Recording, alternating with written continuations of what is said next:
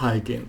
Now we'll finish the chapter on premiums. So we have little concept here to share. So far we have taken so many formulas for this chapter for the premiums. But again, you really don't need to memorize those formulas. It's just you need to understand how you interpret the language of the actuarial math to the English language, and also the English language to the actuarial math. So let's look at a situation even all those formulas don't work. So you still need to use the basic idea. And the basic idea for calculating premiums, the basic idea is that we have a principle called equivalence principle. And the equivalence principle that you start with L. What is L? Is the loss. And you look at the loss and usually have the present value of benefit. You subtract from it the present value of premiums. So you have this situation, and then you put expected value of L equal to 0. And when we move from L to expected value of L, it means we're moving from present value to actuarial present value, because that's when we add the probability. And from here, now it's simply you solve for whatever the question asks us for the premium. So let's take one example and see this site of actuaries exam. Is it not big? So let's make it bigger so you can see it. This is Society of Actuaries exams for those who will write these exams. And let's see what is given.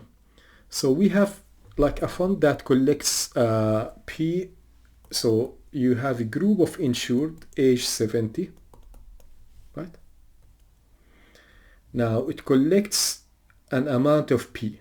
So P is the premium here. And the fund, what will pay in return for this? So, right, you see that P is collected here, right? So we collected the P, the premium here.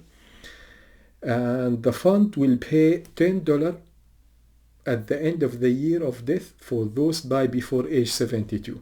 So we have 71, 72. So if death happens here, there is $10.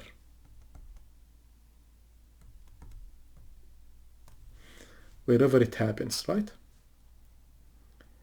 And what happened? Well, after that, there is another payment.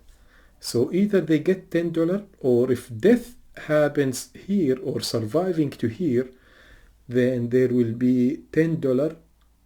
There will be P. Then you can get whatever you paid at the age of 70. Important in actuarial mathematics to draw a picture of what you're trying to do. Now we use the same logic. Remember, we need set expected value of the loss equals 0, because here it tells us to calculate P using equivalence principle. Now we set the expected value equal to 0, right? What we did here. When you set this one 0, then expected value of present value of benefit.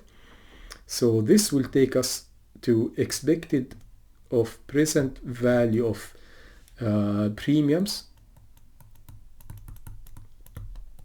equal expected value of benefit, because this is the equivalence principle, right? So let's do that. Let's see what a premium. We are the fund again. It collects P. So the present value of a premiums, it's easy. It's P. Right? And the P here, don't be confused. This is payable, right? You collect them at time of death. Now let's calculate the present value of. Let me write it here. So we have P, the premium, and expected value of the expected value of present value of benefits. Well, let's be careful about the expected value of the benefit here, right? So we have P, we need to equate it with. Now if death happens, let's say if death happens in age 70 to 71, let's calculate the expected value. If death happens age 70 to 71, the present value for this one, you'll get $10 at the end of the year. 10. You get 10 here. You know what? Let me write it with the green here. If death happens here, you get 10. So if death happens here, the green one, you get 10 because it's year 1 V. But what's the expected value? The probability of dying at age between 70 and 71, which is a Q70, right? Now, this is the first one. Now, what if death happens here? You get 10. Now, 10, but because 2 years, V to 2, right? What's the probability of surviving to age 71 and dying between 71 and 72? You need to survive from 70 to 71, so you need P70, right? Multiplied by Q71. This is not the only benefit. There is something else here. Now let's do the red one here. You get P. Now you survive to here, you get what the premium you paid. But how you get that premium? Well, you need to discount it 2 years, so you get the premium back if the individual survived. And how you get it, you need the expected value of it, right? The expected value to survive to age 72. So you need to survive P, the small p is the 70 and the small p 71, right? Surviving age 70 and 71. Now this is easy to, let's take the p, this one to the other side. Now let's take this to the other side and factor it out. You factor out P1 minus V2 P70 P71 is equal to 10 VQ70 plus 10 V2 P70 Q71. Right, or P, the premium is 10 VQ70, 10 V2 P70 Q71 divided by 1 minus V2 P70 P71. You really don't need to write it as a formula. You can just plug in the numbers, but just wanted to show you how we solve it. Now we need P. So we have all the information. Let's see what we have here. Well, let me take this one here so I can see what I'm typing.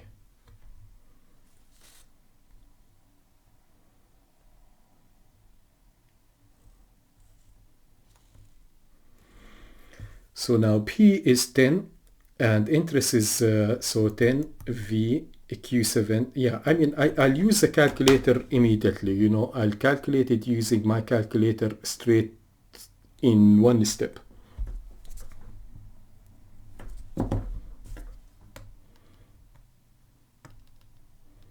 I'll use my calculator in one step. So I have 10 multiplied by 1, or interest is 8 raised to 1, minus 1 I mean, and then multiplied by Q plus 10 multiply 108 raised to minus 2 multiplied by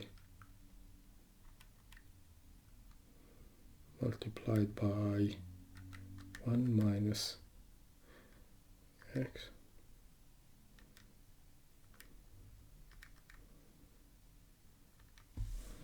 So I got in the denominator, hopefully I'm not wrong. I'll check it again.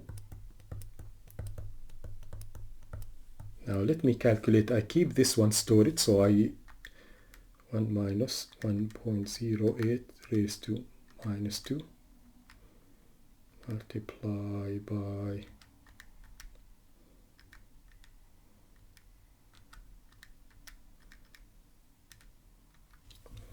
I got 0.2011633 So now I saved both of them, divided by this one, and this is what I got.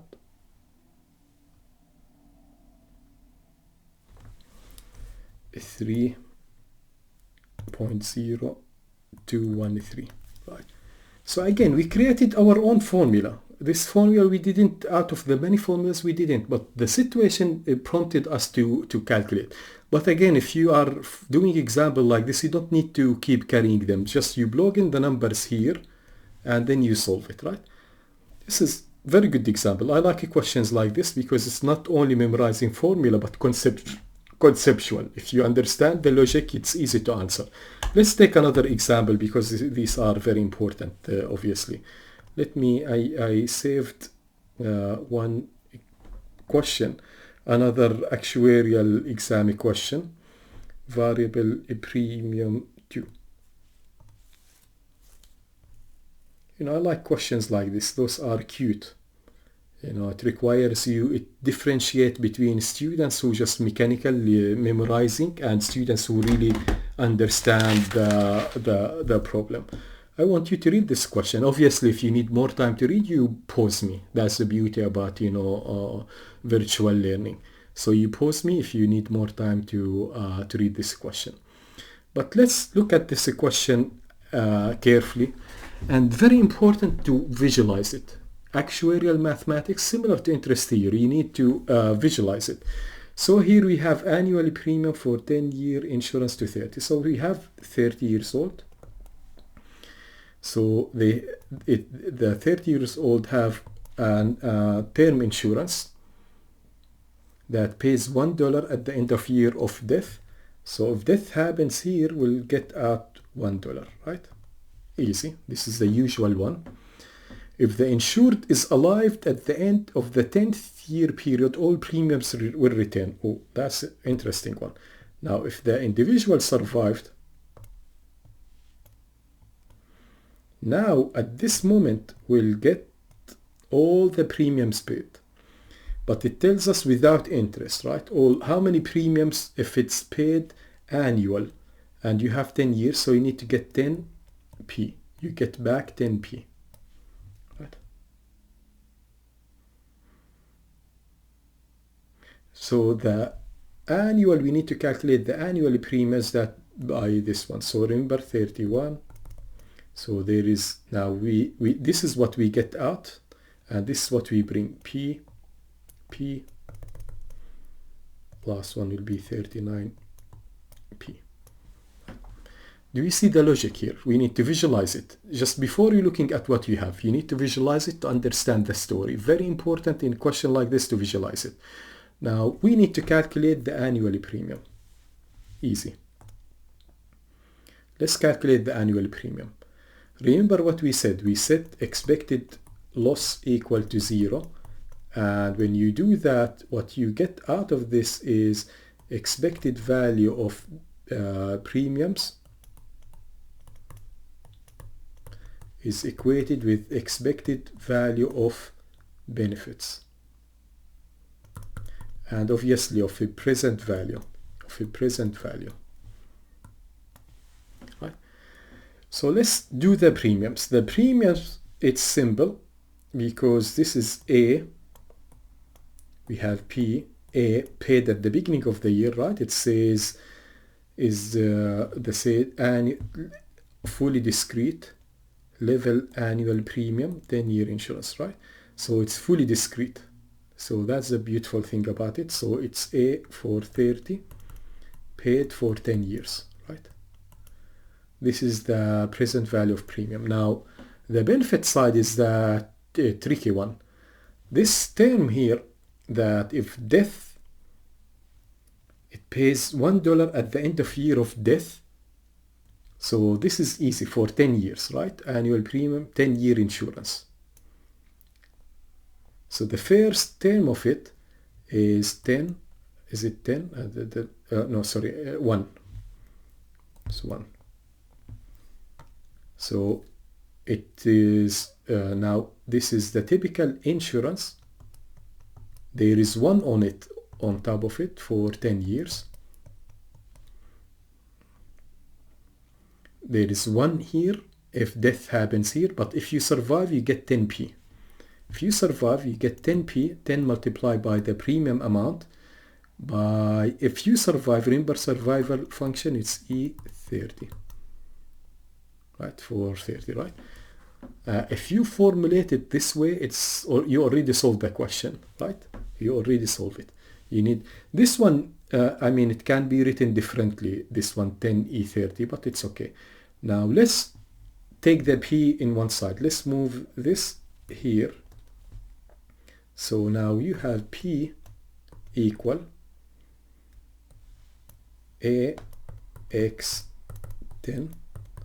Now this one goes here and you factor out the P, will become A30. Then subtract from it 10E30.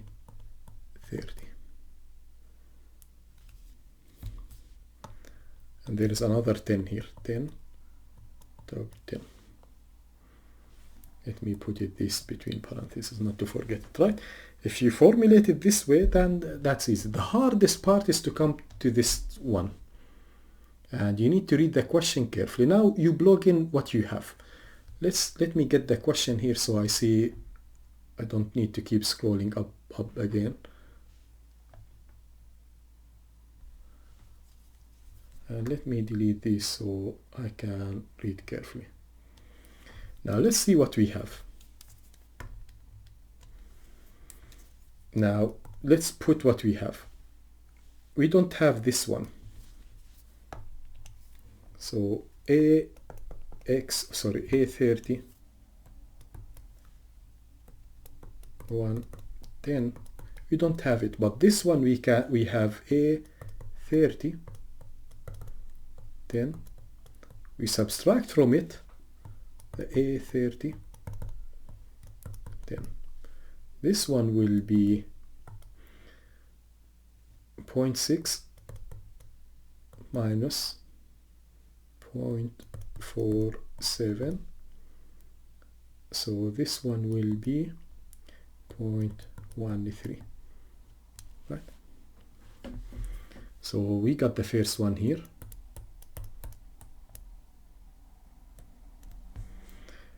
Now let's do the A30 10. Let's look at A30 10. Let's see what we have. We have this one, which is good because we need it.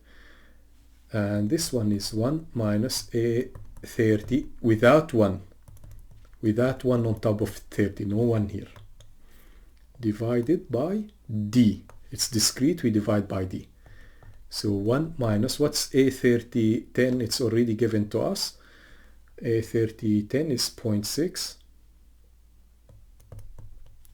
And let's see if you are given D or I. Oh, giving D, so it's easy. Divided by 0.5. It's 0.4 divided by 0.5. 0.4 divided by, this should be or 8. Now we got 8 minus, now 10 multiply by 10 E30. This is, it's also 10 E30. The same one, right? Because it's the same one, different notation for it, which is 0.47. Let's do the calculation here because it's already solved. So 0.13 divided by 8 minus 10 multiplied by 0.47. I got 0.0394. This is a very good question. I like questions like this, right? I like question like this. So you can do it and make sure you understand it. You do it again and see if you can get the logic. But it's very easy. The point I wanted to say is always visualize question like this. After you visualize it, you know what's the story. Then use, if there is no formula that you know about it, you use the principle expected value L equals 0, and you set the present value of benefits or expected value of present value of benefits equated with expected value of present value of premiums. All right, so I think we finish premiums now. Now we next session we'll start with a new chapter, reserves. We're not gonna do much of reserves. We'll have introduction into reserves. All right.